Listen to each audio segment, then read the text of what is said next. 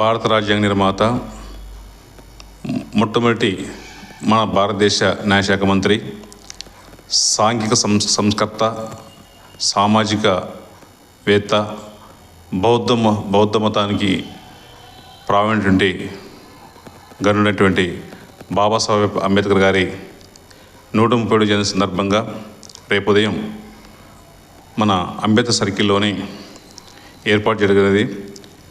ఆయనకు పూలమాలలు వేసి ఘన నివాళులు అర్పించి ఒక పండగ వాతావరణాన్ని నెలకొనే విధంగా ప్రతి ఒక్కరూ పాటుపడాలని చెప్పి ఈ సందర్భంగా తెలియజేసుకుంటున్నాం. ఈ సందర్భంగానే మరి అంబేద్కర్ విగ్రహానికి కూడా మరి రంగురంగుల లైట్లతోటి అలంకరణ చేయడం జరిగింది. అది గ్రామ పంచాయతీ సర్పంచ్ భాగరత్న గారి ఆధ్వర్యంలో ఆ కార్యక్రమం కూడా చేయడం జరిగినది. కాబట్టి మరి ప్రపంచం మీదటువంటి అంబేద్కర్ గారి జయంతిని మన దేశంలోనే కాకుండా ప్రపంచ దేశాలన్నీ కూడా ఈ యొక్క పండగను జరుపుకుంటున్నాయి.